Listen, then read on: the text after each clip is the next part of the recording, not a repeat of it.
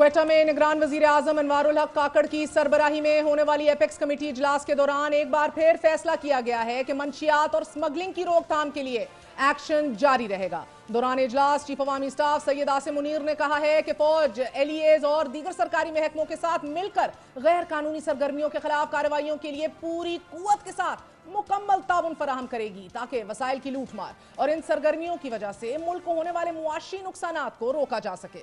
गुज़िश्ता एक माह के दौरान नाजरीन स्मगलिंग, जखीरा अंदोजी और गैर कानूनी एक्सचेंज कंपनियों के खिलाफ ऑपरेशन के नतीजे में एज वी स्पीक अब तक सिर्फ डॉलर्स की स्मगलिंग रोकने से $900 मिलियन बैंकों में जमा करवाए गए हैं और इसी के नतीजे में डॉलर की कदर में बदतदरीज कमी आ रही है। आज रुपए के मुकाबले में डॉलर ₹1.14 कमी के साथ इंटरबैंक में ₹280.51 की सतह पर बंद हुआ, जिसके बाद पाकिस्तानी करेंसी दुनिया की बेहतरीन करेंसियों में पहले नंबर पर आ गई है। इसी तरह ईरानी तेल की फरोख से भी कमी वाक़ई हो रही है, जो गुज़िश्ता माह तक 27,000 गाड़ियों में रोजाना की बुनियाद पर स्मगल हो रहा था। मुईशत में कुछ बेहतरी तो आ रही है, लेकिन अभी खतरे के बादल छटे नहीं हैं। IMF की जानिब से वर्ल्ड इकोनॉमिक आउटलुक रिपोर्ट जारी की गई है कि जिसके मुताबिक पाकिस्तान में रवा साल तरक्की की शरह 2.5% रहेगी और महंगाई 23.6% तक रहने की पेशनगोई की गई है, जबकि 5% की शरह नमू के लिए पाकिस्तान को 2028 का इंतजार करना पड़ेगा।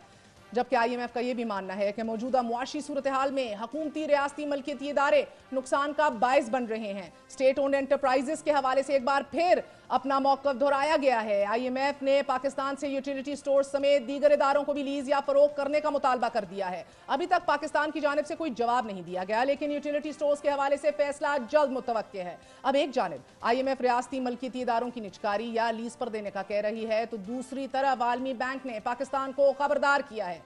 मौजूदा निजकारी के तरीकाकार पर तहफ़्फ़ुज़ात का इजहार करते हुए कहा गया है कि गवर्नमेंट टू गवर्नमेंट मुआहिदों के तहत गैर मुल्की सरमायाकारों को कानूनी चारा जोई का सामना करना पड़ सकता है। जबकि IMF के साथ साथ वर्ल्ड बैंक ने पाकिस्तान पर जोर दिया है कि तमाम टैक्स रियायतें खत्म करने के साथ साथ पाकिस्तान ज़राअत, प्रॉपर्टी और रियल सेक्टर पर भी टैक्स आयद करे, रिटेल सेक्टर पर, क्योंकि पाकिस्तान सालाना बुनियादों पर GDP का सिर्फ 2% प्रॉपर्टी से और GDP का 1% ज़राअत से हासिल कर सकता है और इसके सालाना 30 खरब रुपए से ज़ायद टैक्स जमा हो सकता है। आलमी बैंक के कंट्री डायरेक्टर और Tobias Hague the senior economist ने मीडिया को ब्रीफिंग देते हुए बताया है कि पाकिस्तान टैक्स स्ट्रक्चर को मजीद आसान करने के साथ साथ तनख्वाहदार लोगों और गैर तनख्वाहदार तबके की टैक्स हदें बराबर करना चाहता है।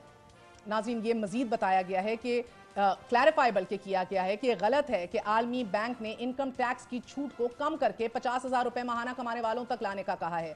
अब वर्ल्ड बैंक और IMF की इन्हीं डिमांड्स के तहत FBR ने मजीद 10 लाख लोगों को टैक्स नेट में लाने का फैसला कर लिया है और आज ही स्टेट ओन एंटरप्राइजेस के हवाले से जो दोहराया गया है, जिन डिमांड्स को दोहराया गया है, फवाद साहब ने भी ये एक बार फिर बावर कराया है कि PIA का जो सेल ऑफ प्लान है वो मजबूती से आगे बढ़ रहा है और ये भी कहा है कि वर्ल्ड बैंक को भी इंगेज किया जाएगा, फाइनेंशियल इंस्टीट्यूशंस को भी इंगेज किया जाएगा इस इनिशियल फेज में। इस एफर्ट के उन्होंने ये भी हाईलाइट किया है कि कॉम्प्रिहेंसिव मॉडल बनाया जाएगा PIA का with the help of the world bank remaining की पार्टनर इन द फ्यूचर। हमारे साथ शोएब नज़ामी मौजूद हैं, special correspondent with ARMI। Shoaib साहब, बहुत बहुत शुक्रिया साथ देने का। बताइएगा कि कहीं ना कहीं अच्छी खबरें भी हैं मुईशत के हवाले से, बट बादल भी छटे नहीं है मुकम्मल तौर पर। IMF और वर्ल्ड बैंक खबरदार भी कर रहा है। जी ऐसे ही है, जो इस वक्त मीटिंग चल रही है मोरक्को में, उसमें बड़ी जो है वो इकॉनमी से मुतालिक चीज़ें आ रही हैं, लेकिन पाकिस्तान से मतलब जो सबसे परेशान कौन बात है वो ये कि पाकिस्तान में अभी तक जो महंगाई की शरह है उसमें खासा कमी जो है वो होती नज़र नहीं आ रही, यानी कि बड़ा रिलीफ जो है आवाम को होता हुआ नज़र नहीं आ रहा।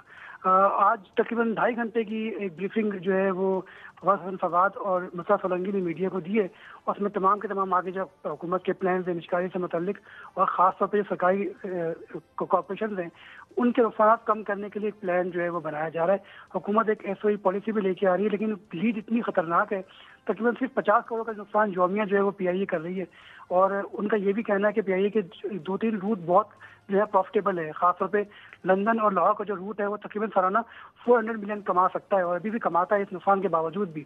लेकिन PIA की जो कोर एविएशन है, इसके अलावा भी बहुत सारे काम है जहां पर जो है PIA शुएब, जिस रफ्तार से ये निगरान हुकूमत जा रही है और फवाद हसन फवाद साहब भी काम कर रहे हैं, आपको लग रहा है कि इलेक्शन से पहले ये अहम तरीन स्टेट ओन्ड एंटरप्राइजेस के प्राइवेटाइजेशन के हवाले से अहम तरीन फैसले इंप्लीमेंट कर चुके होंगे?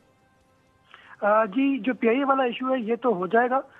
एक इम्पोर्टेंट इशू ये भी हुआ है कि जो PIA के जो मालियाती उमूर हैं वो अब निष्कारी कमीशन संभालेगा। डे टू डे अफेयर्स जो हैं, खासतौर पे जो उनको फ्यूल वगैरह चाहिए होगा वो तो PIA बोर्ड और इंतजामिया कर लेगी, लेकिन जितने भी इसकी जो बैलेंस शीट क्लियर करने के लिए जो है वो निष्कारी कमीशन जो है वो इसके मालियात को संभालेगा और जदीद तरीन निज़ाम के तहत इसकी ऑडिट और अकाउंट को संभालेगा ताकि इसकी बैलेंस शीट। शुक्रिया, शुएब साहब हमारे साथ मौजूद थे। That's it for tonight. I will see you all tomorrow. Good night, Allah Hafiz.